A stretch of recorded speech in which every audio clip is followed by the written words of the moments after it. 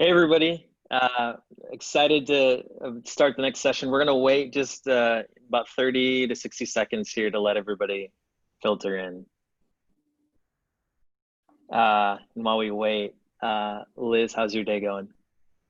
Really well. The weather is very nice here, so we're enjoying that. Trying to, Yeah. do some work from home on the porch, so loving that. Ooh, yeah, that's awesome. I'm like in my basement and I'm freezing. Like I I really should have went upstairs and grabbed a sweater before we got too deep, but I'm too far in now. I can't go back. That's awesome. Yeah, excited to be here, and I think I'm going to catch some of the other sessions later today. So very excited. Yeah. Yeah, they've been really good so far. There's Mhm. been there's been a lot of great content. It's been awesome. All right. I'll wait just another few seconds here. To let everybody filter in. And I love that we're able to do this even with COVID, virtually, Yeah. making it work. Still Yep. together, yeah, and share ideas. I've probably gone to way more conferences than I would have with this setup. Which is like really nice. Like getting access to all this stuff is That's really true. kind of a nice byproduct. All right, well let's get started. So I'll kick things off. Excited to get started. We're going to be talking about how to use last mile to drive really good relationships with your customers and retention as a byproduct from that. And so my name is Yao Enning. I'm the co-founder and CEO of Malomo. We are a post-purchase customer experience platform helping brands really manage the last mile and the delivery experience. And then I've got Liz Greeley with me from Sol de Janeiro. Liz, why don't you introduce yourself?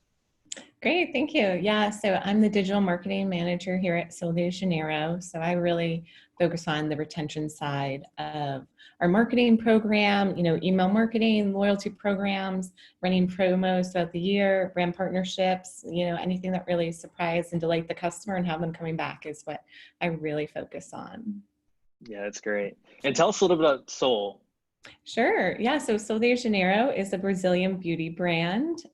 We launched about 5 years ago, and our hero product is Bum Bum Cream, but pronounced Boom Boom Cream. Very important. That's the Portuguese way to pronounce it. And it's this very, and our Boom Boom Cream is really our iconic product. It's this very hydrating cream, has this addictive scent, and that is what our customers really love and how a lot of people have found us. That's really a great way that they enter the brand. Sephora is a huge partner with us. That's where we really launched and grew momentum. And, customers find it there and they can really experience the product hands-on and the scent. So with direct to consumer, that's something we really have to overcome. And so online, creating that experience for our customer and getting the message out, we try to be very inclusive, love yourself, body joy, and really bringing across that joy of Brazil to customers in the US. Yeah, So, yeah. that's awesome. When we started working with you guys, I know you guys sent us a couple samples and like the scent filled our office and it smelled so good. It was like you could taste the coconut. It Right. was Yeah. awesome. Yeah. People are like, it's like vacation. So we've been really trying to get that Yeah. bring vacation to yourself. And since then we've launched into hair care and a few other scents. So I have to send you guys some of our newer stuff too that we've launched. Yes. I would love that. That's awesome. Yeah, because you've got candles too, I think, right? Yeah. Yeah. Yeah. That's awesome. Well, cool. Thanks for the background. So I think it'd be great to kind of start with maybe take us back a little bit in the business when you guys you I think last year you had launched your direct to consumer business through the website. You kind of said this, you were distributing predominantly at the time through Sephora. Mhm. And so I'm sure driving acquisition was top of mind, but talk me through like what was happening in the business? Why was retention becoming more important through the direct to consumer channel? Yeah, of course. So we had really launched a year or two before we had started with you guys, direct consumer. We launched the website and just saw sales growing really organically. And we're like, this is a huge opportunity for us and for the business and something we really need to focus on. And so that February, I've been with Solable a year and a half. So I got hired on, we really focused on building out that email marketing strategy, how we're going to talk to our customers, making sure everything is really on brand. And, acquisition is so expensive to get your customer to the site and purchase from you, from just paid advertising to the promos that you give them to make that first purchase. And once they actually purchase, it's so important to make sure that everything beyond that is still on brand, because they're so focused on paid, getting them in the door. They're having this great experience. They're really experiencing the brand. And then we were kind of just forgetting them after that in a way where we just had those post-purchase emails were so like everyone else's, just out of the box. And we really wanted to make that our, more true to our brand. And we also wanted to, that's a huge part of the customer experience, which you don't really think about, but anything from when the product leaves, you're kind of leaving your control, and now it goes to FedEx or UPS or wherever you're using to ship, and they kind of have control. And how can you improve that experience? We also have a very lean team, and so how can we lean on our partners and kind of give great things to our customers, but we don't have the bandwidth to take it on 100%. And so looking at in a very strategic way how we can grow in a lean way. Yeah, that's really good. So what were some of the retention initiatives that you're working on? I'm sure you mentioned email is a big kind of retention channel. What were some of the specific things that, from a retention perspective, that you guys were doing early on? Yeah, so the focus was we had built out our abandoned cart series. We had built out our welcome series. We had built out and was refining our loyalty program, which is still, always in flux and always improving. And this robust email program, focusing how we're communicating to customers, focusing on win-back campaigns and browse abandonment, and really trying to, talk to the customers any way that we can at the right time to really bring them back.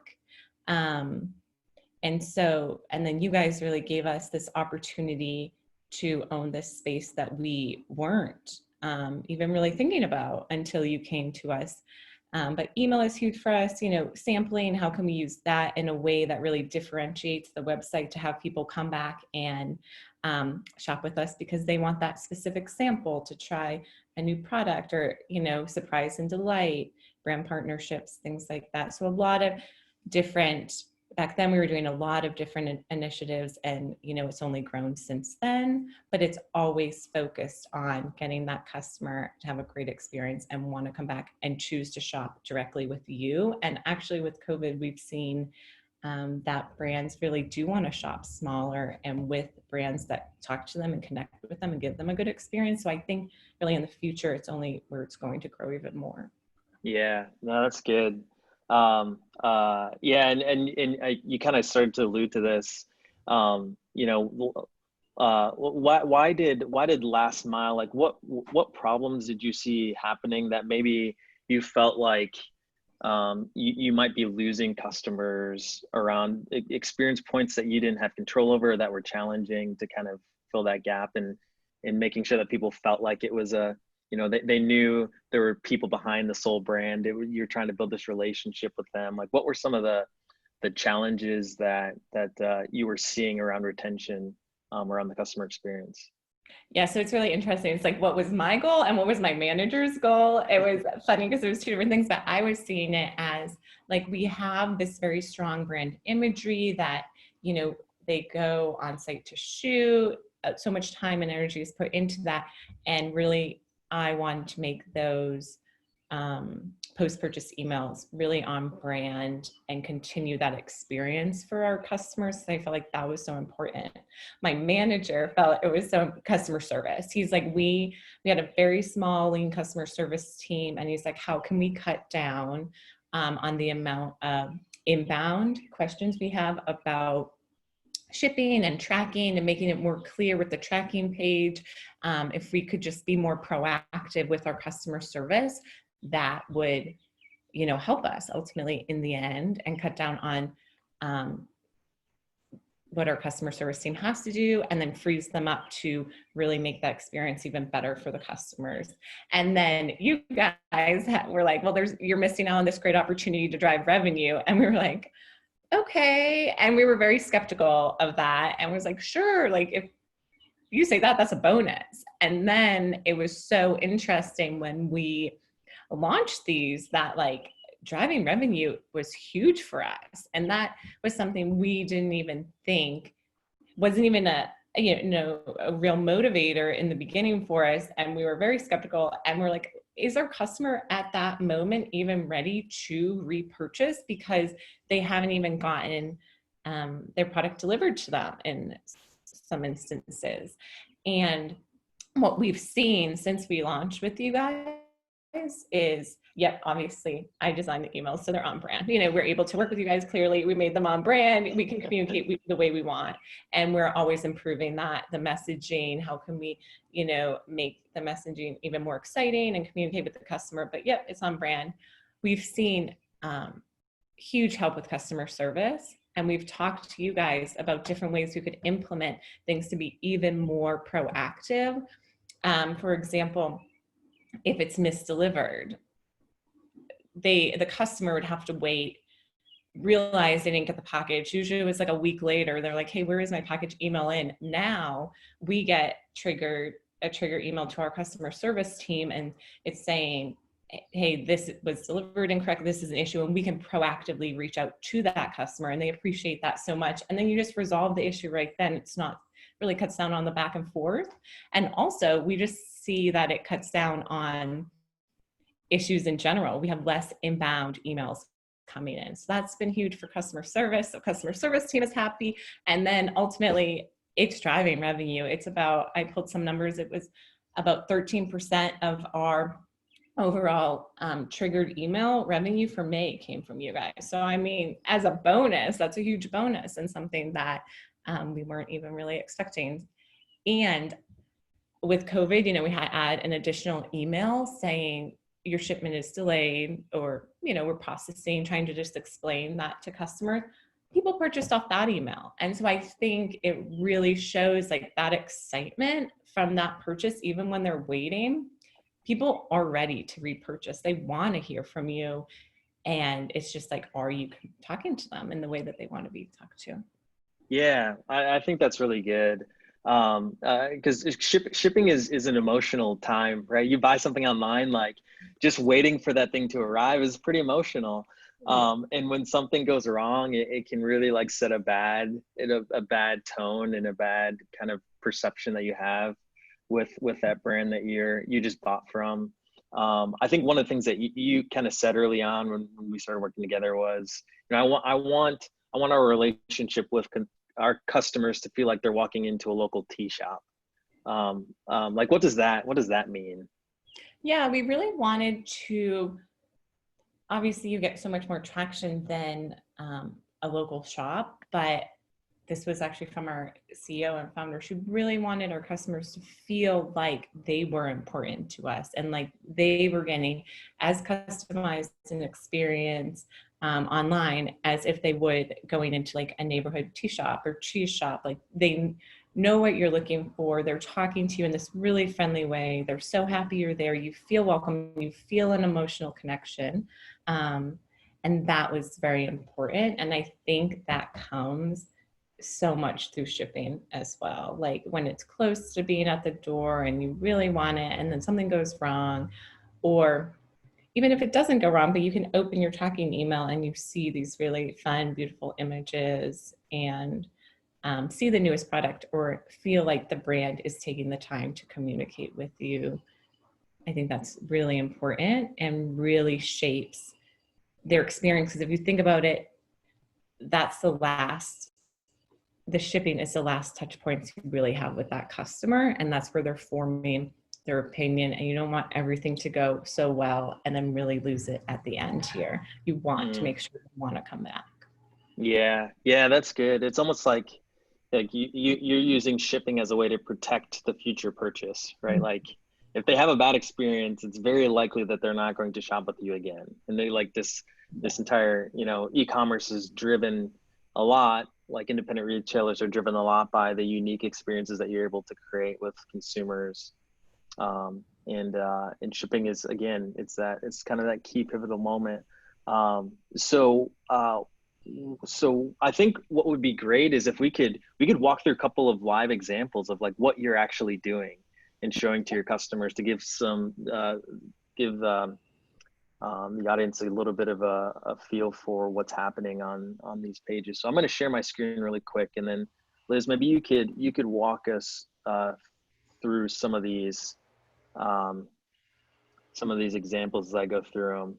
Of course. So we've got your shipping soon email. So it's probably a little bit hard to see, so we'll blow it up a little bit. And so the shipping soon email, like walk me through, like why even send this email? What's the purpose of this email for you guys? Yeah, so we try to get all of our shipments out in like a 2-day window. So at this point, the customer has received their confirmation email, and this is really the next touch point that they hear from us for shipping. And it really is like, order shipping soon, like we're taking care of you, it's on its way, very excited about it. And this is a beautiful on-brand image also, like who doesn't want to see this? It's like you're being delivered, your items are being yeah. Being hand delivered, yeah. Yeah, we've got it, we're taking care of it. That's good. Then at the bottom, the second half of the email, we list out, and I think about these a lot. We talk about these internally with the team, how to improve upon. Do we need to be showing the products in this one? Do we not? That's something we might A/B test in the future, but right now we do show the products, remind them what they ordered. And then we always want to be pushing this idea of like completing your routine. Boom Boom Cream, Sol de Janeiro, it's this like lifestyle that you really want, and it's all about self-care. And so we want to recommend other products that they may like, that may work well with them, and then promoting this free sample. Right now we're giving free samples in every order, and that's a great reason to come back and shop with us. Really differentiates us from say Sephora or other companies. And then reminding them about our loyalty program. So this is like for A/B testing on customers that, or show hide block, excuse me, so that if they are not part of Soul Passport, then they get this to join. And then we are working to then our future emails, if they are part of Soul Passport, we'll show how many points they have. You get points for every purchase, so why not show them right here how much they have to spend so they can go back and use them. That's the whole point of it. So yeah, we really try to speak to our customers this way. Other things, we're going to make an iteration really specific to holiday, this holiday, which we didn't do last year, but that's a great opportunity to really speak to our special products that we have during holiday and gifting and self-gifting. And then also new products. We've gone back and forth. Is this the right place to speak to that, or free shipping we're running? So we really try to iterate these and test and see what works the best, but always keeping in this general look and feel. Yeah, that's good. Like we've heard a lot from at least merchants who are on the Shopify platform, and maybe others, that one of the challenges that they have is they'll mark their items as fulfilled, and they'll immediately trigger an email to their customers saying your order is shipped. But then when customers go and view their tracking information, it says this shipment does not exist. Please wait 24 hours. And so I love what you're doing here, where you're telling the customer, hey, your item's shipping soon, right? It hasn't shipped yet. You've picked, packed, and shipped it, but it hasn't been registered with the carriers yet. And so this is a good opportunity to kind of build some anticipation. And then you're using the rest of the email as relationship building assets. So I especially love that complete your routine. So it's not so much like, hey, buy more product. It's like, hey, what are you doing from like your everyday like standpoint? Here are other products that would fit into that everyday routine that you're doing. So it's a very nice but subtle way to like recommend products that feels like a natural extension to what you guys are doing. Yeah, of course. And I love what you said about, your order has, just saying your order has shipped, but then looking in, and because at this point, like, I know it's very technical and you guys actually own this and are so good, but it's like the label has been printed, but it actually isn't moving and it's not showing any tracking info to them. And I, as a customer, have been confused by that with other brands. And so it's really putting your customer hat and saying that. But yeah, that's that's very important. Yeah. Yeah, that's great. How does I'm curious, how does the free sample, like how does that help drive retention? So we really try every order that has a free sample in it. One, customers now may come back and reorder because they want that sample. If you've been trying to, so cocoa is a completely different scent, cocoa cabana cream. And so people do want to try that, especially with us being direct to consumer. If you haven't gone to Sephora and smelled it, there is a risk to purchasing a full size. But also, we have another trigger email. So when we can track who has received the sample. And then, a few weeks later, we follow up and say, do you want to go ahead and it's time to purchase the big one, like bring this into your life. So we really see people coming back after they've tried the products to purchase. So just really excitement, surprise and delight, differentiating from other brands. If you shop other places, you can't get those perks. And that's what we really want to be giving our customer. Yeah, that's great. That's great. And then your shipped email, wanted to just call out a few things on here too. So you walk us through a little bit of this. You send a different header image, another beautiful image in this shipped email. Yeah, and we're trying to, give, the idea was that they could just pull this up and they don't have to click through it if they don't want to. It's saying it's estimated to arrive on Thursday the 25th. Great, if that's enough information. But if they want more, they can easily get into the Track My Package, and that goes to that to the really nice tracking page. But the idea around it was really to just make these emails simple, clear, and get the information across to the customer. Yeah, that's good. Yeah, and we hear from a lot of brands too that even just simply providing the estimated delivery date, even if that date changes, like you think about like expectation setting and building relationships. I know that the best relationships in my life are people who they kind of say, hey, I'm going to do this for you, and then they track how they're able to do those things for you, and then they kind of tell you what they're doing. Mm-hmm. I feel like that's a big driver in kind of reducing your support. Is just like, hey, we think your order is going to arrive on this date, and so just expect it around that date. Yeah. And we'll continue to proactively notify you if things change. And it feels like we're thinking about you, and you're on our radar, you're on our mind. We know this is coming to you, and I think that's so important. Yeah, that's great. So then when customers click through the tracking, instead of sending them to the carrier page, you guys are doing something different and very on brand, right? You're driving them to your kind of Malomo branded tracking page. Yeah, we love this page. Look, it just adds so much more. And it's very clear at the top. Again, we wanted to make sure it was on brand, but we wanted to make sure that most importantly, we're getting this information to our customer. And so very clear the date it's coming, we expect it to be arriving. It's in transit, everything at the top speaks to it being delivered. So that is always our main focus with these emails. We don't want that to get lost by any means. But then underneath it, these are our three new, Boom Boom Cream, our hero, is always our leader, but then Social Rosa and Body Scrub, that's a place where we can really feature our newest products. And why not? If you're already this invested in the company, why not see what else is new? Yeah, because I imagine, Mm-hmm. I was going to say, I imagine most people are going to the site to buy, their go-to product. And they're probably maybe not necessarily browsing for new stuff, but maybe they are. So this seems like a good opportunity to kind of introduce some of those new releases. Exactly. And then the bottom, we also have our Instagram, which, we love to feature user-generated content, and we love to, show. It's a good combination between our fans and then our branded content as well, or imagery. So it's a good mix, but it really shows, and we kind of want to inspire them, create your own, send in your own UGC. So maybe we could, even put more verbiage around that on here, but trying to make them fun. Like tracking isn't really fun, and then trying to make it a little more enjoyable. Yeah, for sure. So yeah, talk us really quickly, in 30 seconds, what kind of results you guys are seeing with this?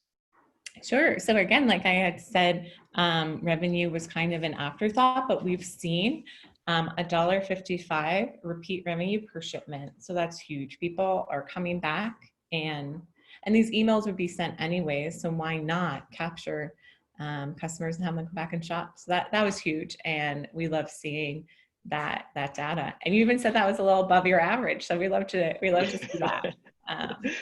But Yep, also, yeah. like I had said, 13% of our revenue from triggered emails comes from those 4 emails we're sending, and sometimes not even everybody gets all 4. So it's really those middle 2 emails we see driving the revenue. So that's really interesting, and that's great. And we've seen, 76% reduction in support tickets. I mean, huge. If you think that's also, a money saver, a lean team. It's just keeping people from having to reach out because it's so clear when it's coming. They're not concerned, or we're getting that trigger and we're proactively reaching out to them. This was especially huge around, COVID, when we needed to really over communicate shipping for any shipping delay. And then these were just some great averages I took. Email open rate was about 58%. And you could say, that makes sense. People are opening those emails, but if they're opening those emails, they're going to open the emails. Why not tell them some fun things about your brand or have them be branded? The email click-through is about 19%. This was a little bit lower, but think about, we're trying to give them that information right up front on what the information they need. We don't need them to be clicking through unless they really want to. And then, the tracking page is about 10.5% click through. So great stats here. We love seeing those double-digit numbers. For sure. Yep. Yeah. And it's kind of interesting, like you said, you think about the benchmarks for normal email marketing, you're getting 20% open rates. That's really good, and 2% click-through rates. So like Liz said, like your customers are engaging with these emails. It's a prime opportunity to start to unfold your story in different ways and keep them engaged and drive some opportunities for retention through that. So so that's great. So I'm gonna stop sharing my screen real quick and dive into, we've got a couple minutes left, dive into our last set of questions. Liz, what percentage of your marketing budget was focused on acquisition versus retention last year? And that's really interesting. I don't know the exact percentage, but it was definitely more acquisition focused at that time, because we were really trying to grow our brand online, and we have very aggressive sales goals. And so it was very much focused on acquisition. And then in 2020, it has shifted a little bit more like we have some KPIs around retention and that I really own and have to hit. And we do see, especially there's specific products that people purchase, and those are great gateway products to get them to come in. And so we're really tracking that also, and pulling a lot of data behind that. So I don't know off the top of my head exactly, but I would say it was definitely more focused acquisition. That's still a huge focus for us, although it did shift a little bit in 2020 to retention. Gotcha. Okay. And then last 2 questions here. Which loyalty program do you use? So we use Swell, which is part of Yotpo. We use Yotpo for reviews, and we've seen great, that's been great with reviews. People love to review our products. So Swell and Yotpo. Gotcha. And then the last one here. Sorry if this had already been mentioned, but are you using any tracking apps or platforms to achieve this? No, I think that goes to you guys probably. And on our end, no.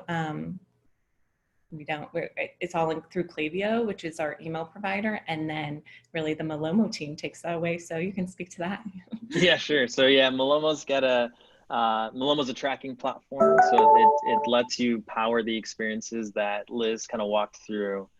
So we've got integrations with email marketing platforms where you can design your emails inside of your email marketing platform, but we send all of the shipping data and a lot of the purchase data to those platforms so you can personalize and segment and target those emails, and then help the brands with a designed tracking page, which is the one that you saw at the end there, where Liz was walking through creating that really nice branded experience around tracking. So we're up at time. Oh, go ahead. I guess I need to edit my answer. I guess we are using you guys. So you're doing, I was like, I didn't even know, but yeah, no, of course you're tracking software. So yes, we are. Love that. And it's been really a wonderful partnership. Awesome. Yeah, it's been a lot of fun. Well, thank you, Liz. This is great. Appreciate the time. Where can people go to find you, or if there's more questions, ask you about those things? Oh, sure. You can just email me, liz@soldejaneiro.com. Okay, perfect. And if you want to email me, my email is yaw@gomalomo.com. Thanks a ton, everybody. We'll see you at the next session. Thank you.